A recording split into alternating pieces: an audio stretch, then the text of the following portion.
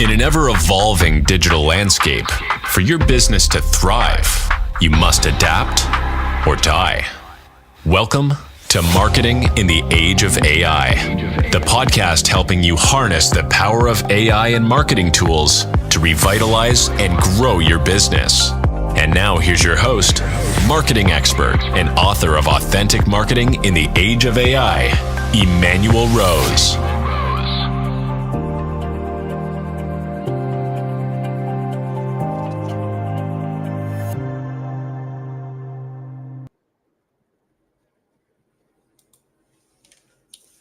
Welcome to this episode of Marketing in the Age of AI. Today we are going to dig in a little bit into the dynamic world of AI and how we should be approaching custom GPTs and what the agent world looks like and how AI is starting to impact job roles and what we can do to future-proof the job roles that we're in.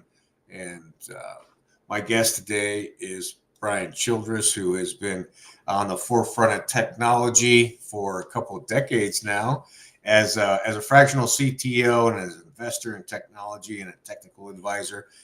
Welcome to the show, Brian. Emmanuel, it's great to be here.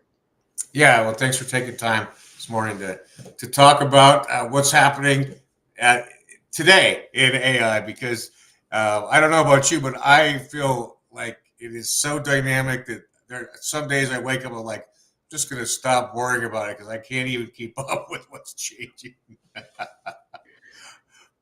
I'm right there with you. I've definitely looked at, buying a nice farm, piece of property somewhere and just, living off the land, getting out of this crazy tech world. Well, I mean, you've had a pretty good run here as a technical advisor and as a technologist. What are you seeing in terms of where your clients are in adoption and their temperature on the pace of change?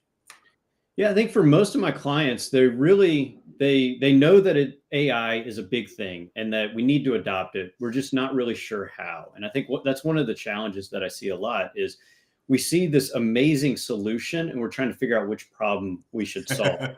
Right. I think for some clients, they want to, solve the world and they want to replace their entire development team because those, it's a super expensive line item. And for others, they want to figure out how to use AI to just supercharge and change their workflows and everything that they do day to day.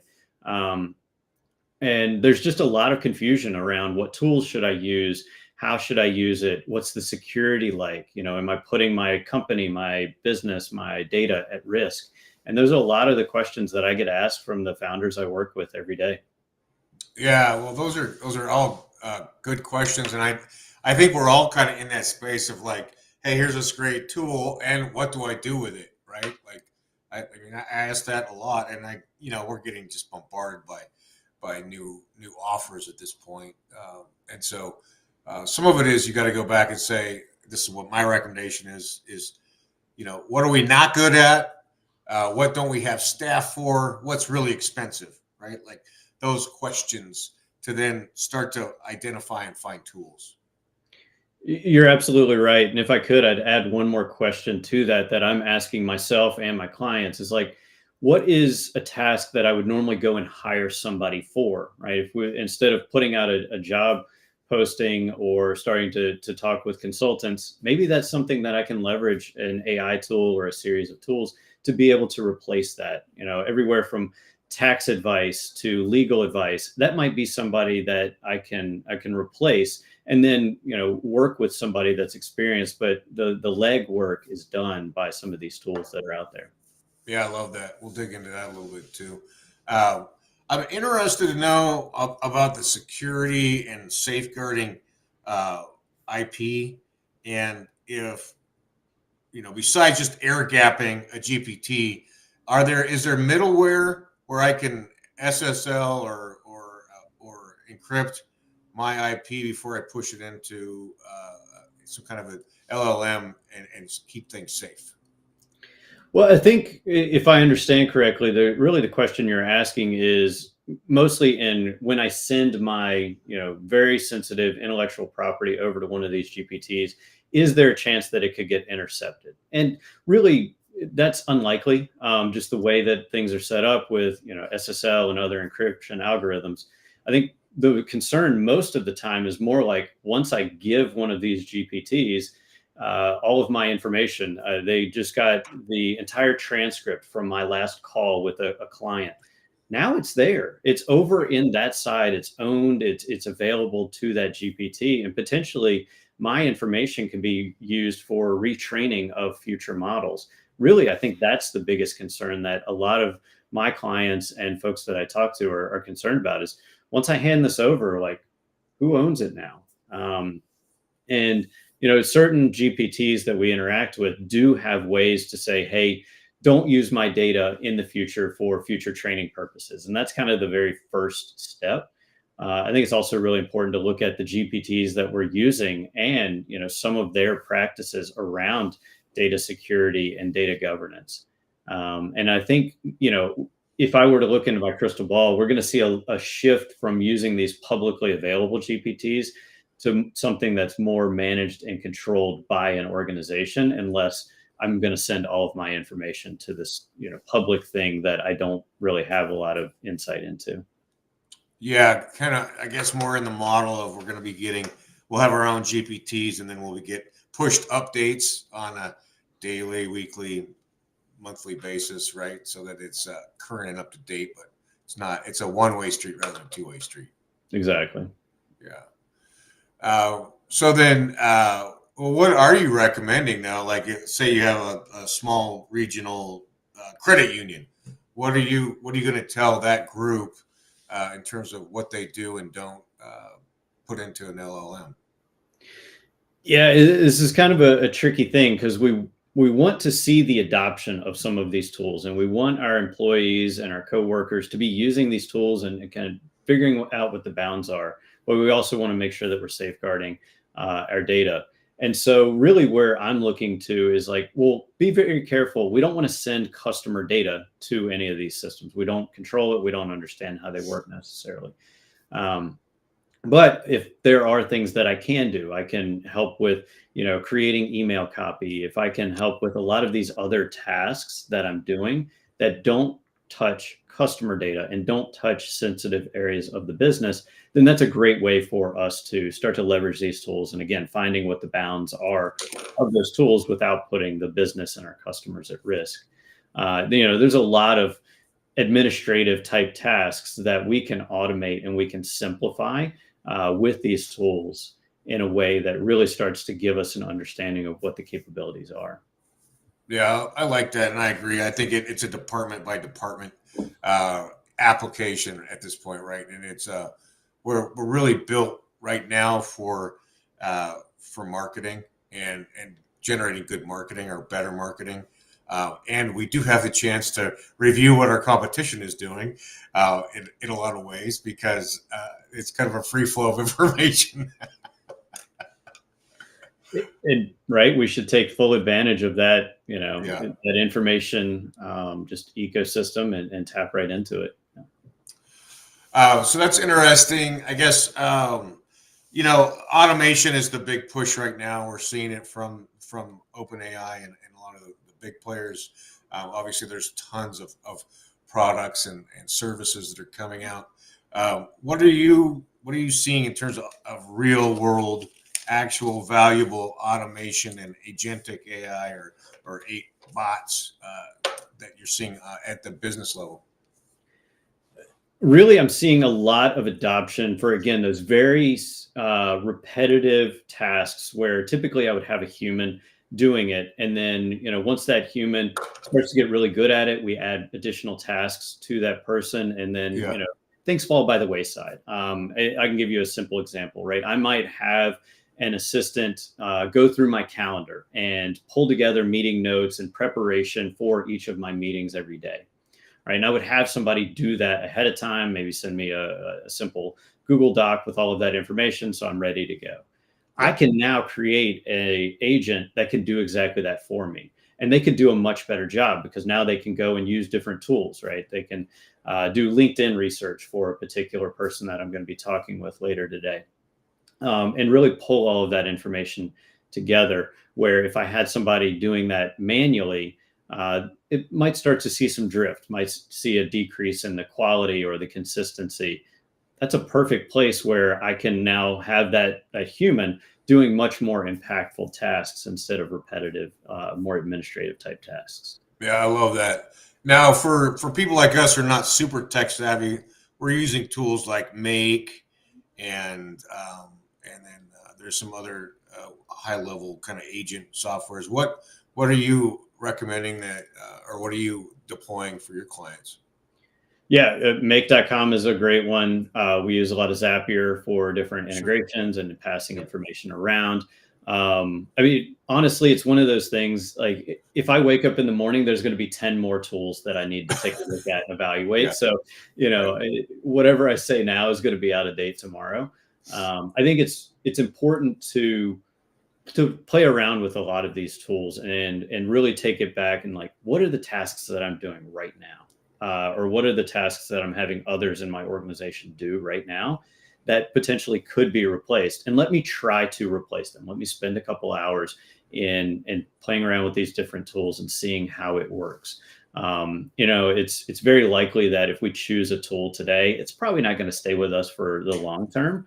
But I think the concepts will, and that adoption of that automation is really what I'm looking for as I look at different platforms that are out there.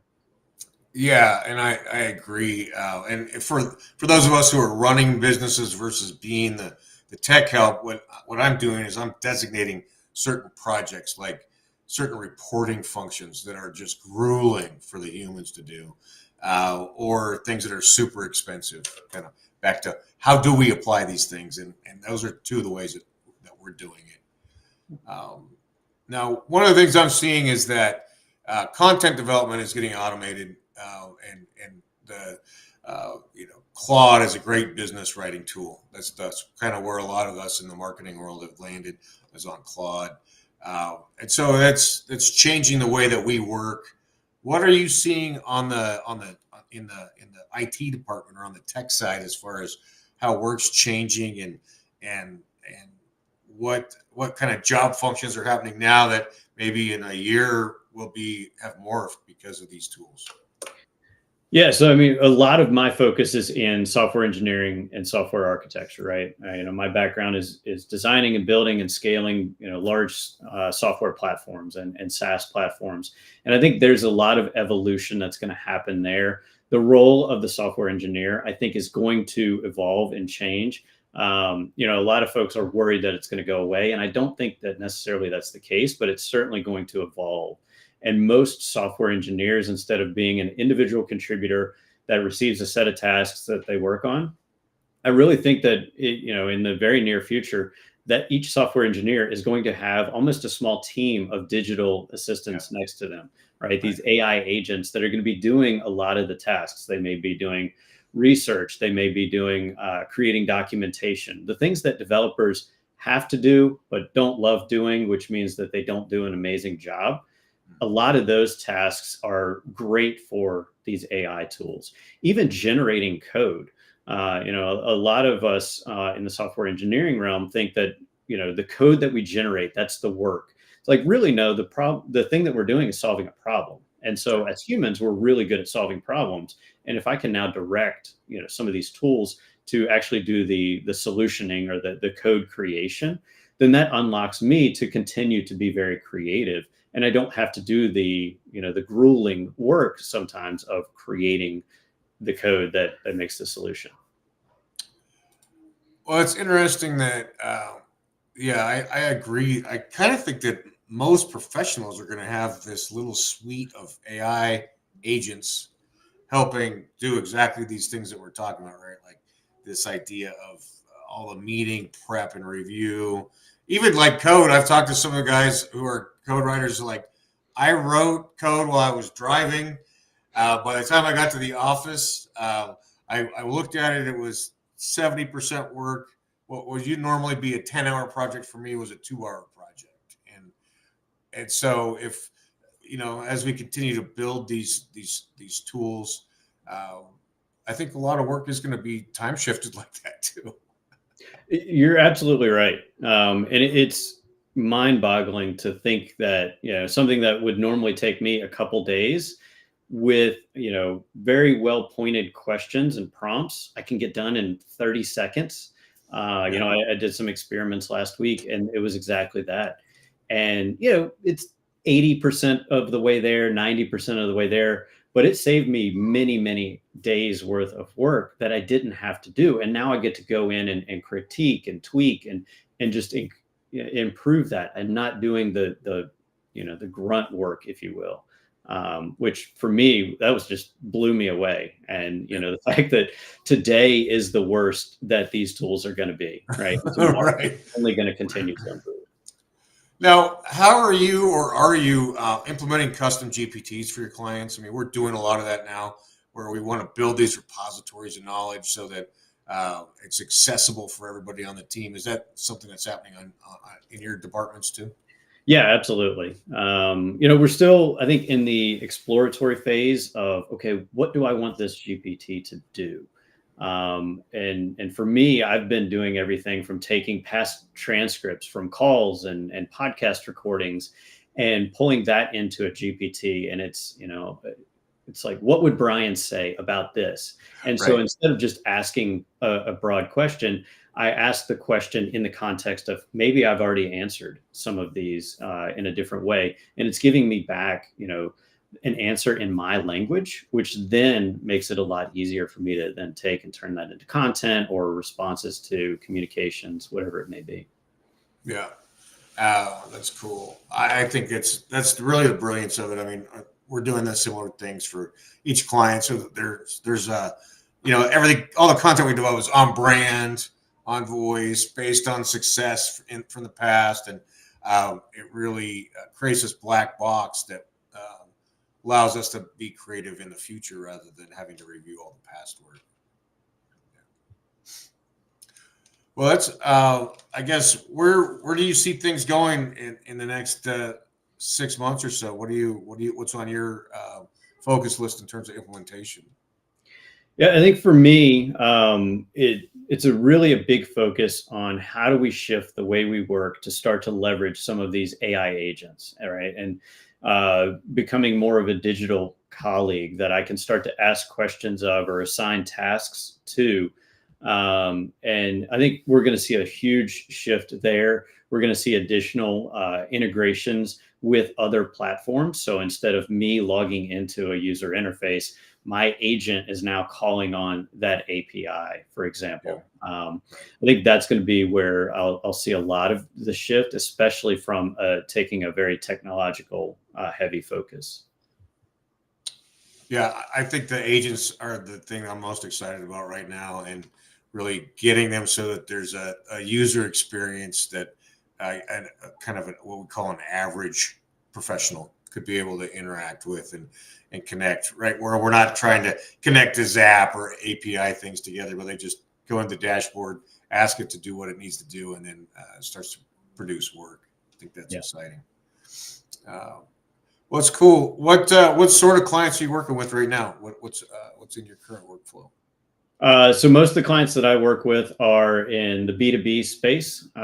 They have a software platform that they've built and they're looking to scale.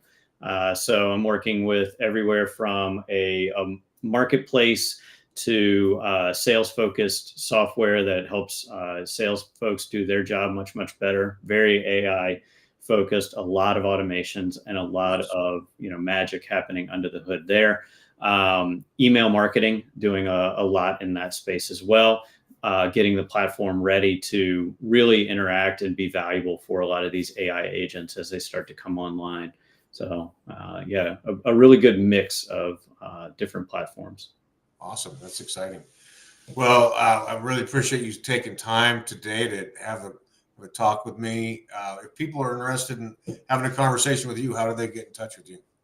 Yeah, the best way to find me is on LinkedIn. Most active over there, Brian-Childress. I encourage anyone to reach out, connect, send me a message, and I'm happy to chat. All right. Well, that's awesome, Brian. Thanks. Hang out for a second. Let me wrap this up, and we'll check in. All right. Thanks, Brian.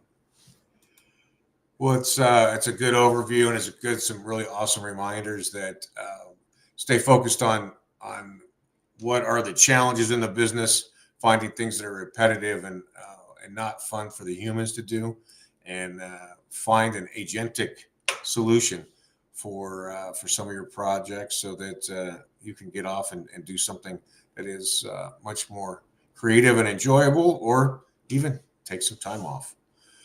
Thanks for joining me today on Marketing Age of AI. See you soon. Thanks for listening to Marketing in the Age of AI.